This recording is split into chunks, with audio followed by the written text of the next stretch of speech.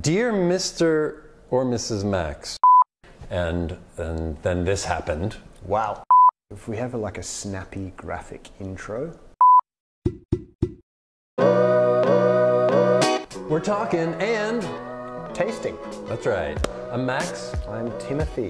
Your situation, Max, is going to be quite an enviable situation because I believe you have, for most of your life, been able to travel basically anywhere in the world for virtually nothing. It is crazy, yes. I believe one of your family members is in the airline industry. Joey, have you ever been in a Turkish prison? It's actually, my family met in the airline. My mom and my dad were working for the same airline, Wow. and they met that way, and then this happened. Wow. Yeah. So what are these benefits? Tell me how you can really maximize the benefits that you have from this situation. Right. As you may know, people who work for the airlines basically get to fly at a very, very discounted rate, especially if it's the airline that you work for. But it's only a space available situation. So you have to go to the airport, you don't get a booking, you don't have a ticket, and they'll call you or they won't call you, and you'll get on a flight or you won't get on a flight.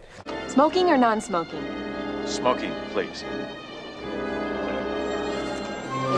Have a nice trip. So you end up going places you didn't expect to, you end up sleeping in airports you didn't expect to. You're always the last on the list, but you might also be sitting in first class for a very reasonable price. It's a perk of the industry. So surely you must have a story, Max, where maybe you were taking a holiday and it was a bit of a mystery flight? Even though I'm based in Japan, I like to go back and see my family at least like once a year and take a trip with them.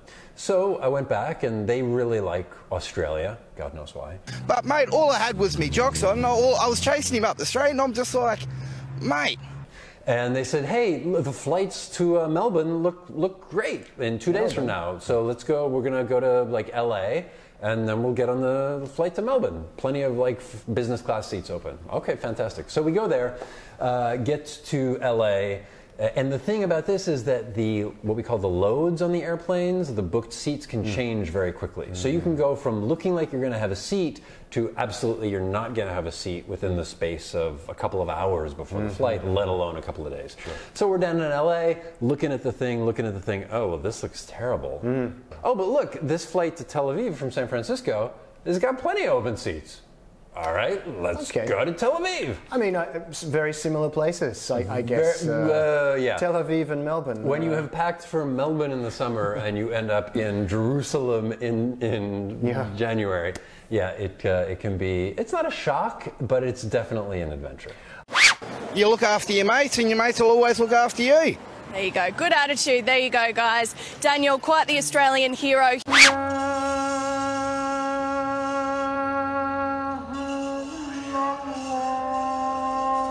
Okay, so I knew a little bit about this story beforehand, and as a result, I have prepared an interesting tasting today. There's two elements to our tasting today. So, first of all, I'm going to reveal the wine that we're going to taste, and it has a little bit of an airline theme to it, if you will. So it is a wine known as Flying Solo. I just want to tell you both good luck. We're all counting on you. Actually, the interesting story about this label is it was done as a tribute to the pilots in the 1920s who used to fly the mail. Did you have a Max Facts? That sounds like something you'd have a Max Facts. I do have Max Facts about many various and sundry things. Okay. Max Facts! So basically after the First World War, right, when aircraft were kind of finally used for some practical purpose, they're like, well, what can we do with these things now? Wouldn't it be great if we could move people around? But nobody wanted to get on an airplane, right? Because what the heck's that? So they started with mail service. And it was initially, I think, like literally the post office was doing it, trying to get private companies to do it, which could then carry people as well as mail. So we have this wine. Now, you're probably noticing that the wine is already poured.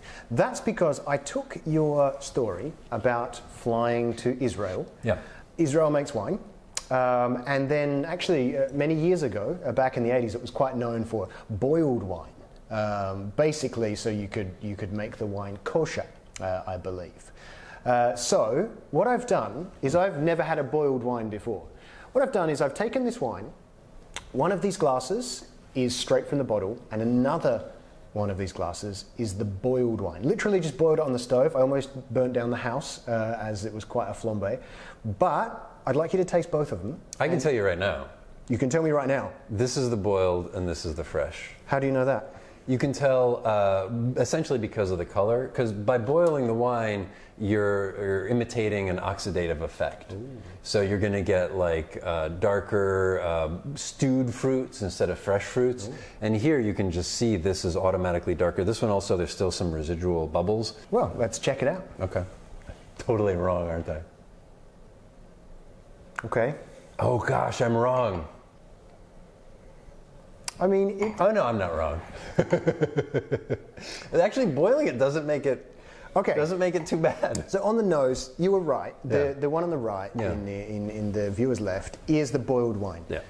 I'll be honest, this is the first time that I've tried this. It's not as bad as I was expecting it to be. No, so I guess the history of the boiled wine in Judaism, and it's not something that either of us know a lot about, but obviously something needs to be kosher, right? Especially if it's going to be over Passover or for the Sabbath.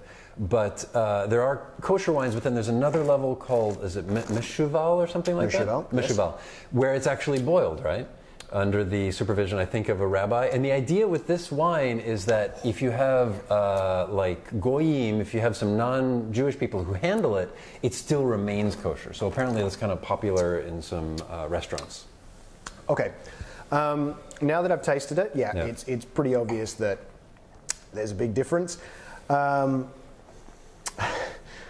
How to describe this? It's, of course, it's been oxidized. So it's blown off some of, I guess, the lighter, fruitier notes that you would expect, that you would have straight out of the bottle. And it's not a burnt character. It's just sort of, I'd say it's definitely made it more of a drier perception on the palate. It's not particularly pleasant. To be honest, though, if you were to just literally blind taste it and you didn't know one of these was boiled, you'd just say one was better than the other. But it's not offensive. I was expecting boiled wine to be. And you boiled this. Offensive. I assume you actually brought it to like the boiling point, right? It was flaming. It was absolutely boiling. Yeah. So apparently, the way they do it now is they don't actually boil it. They just bring it to kind of like the point where it starts to steam or whatever. Well, it would have been handy to know that in advance. So, I thought my T cubed today, Timothy's top tips, would actually be more, I guess, airline related.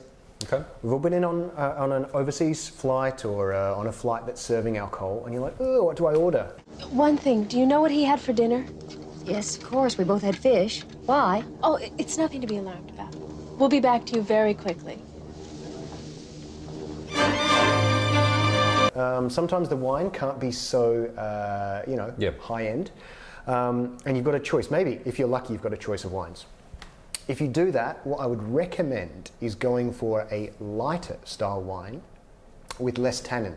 So instead of, say, like a Bordeaux or a Napa, young Napa Cabernet or a young, Barossa Shiraz, maybe go for something a little bit lighter, maybe a Pinot Noir, maybe something that doesn't have as much tannin, a little bit more light fruitiness, because you won't find it as astringent and it won't be as gripping and as offensive when you're flying at 40,000 feet in the air. Flying at 40,000 feet, does that also weigh into this equation? It does. That's a long explanation to give, but certainly when you're at that altitude and there's not as much humidity, certainly the air pressure, you've got less oxygen floating around. It does affect the way that you perceive certain foods, etc. It's why most airline food is very heavily seasoned, because your taste buds are a little bit dulled. This was an interesting wine. I'm not going to go into too much of the technicalities about the actual wine. It was more the boiled wine, but we'd love to hear, have you tried boiled wine? What's some strange countries perhaps that you've tried wine from? Have any recommendations for an odd wine that we can perhaps try here and do a proper tasting on? We'd certainly love to hear it. What have you boiled recently? Let us know. That would be an excellent forum. This is Talk and Taste. See you next time. See you next time. L'chaim. Meant to head down under, but I woke up in the Holy Land, hankering for bacon, but you better keep it kosher, man. 40,000 feet and 14 hours of flight. If you're gonna drink a red, well, you better keep it light. Talk and taste.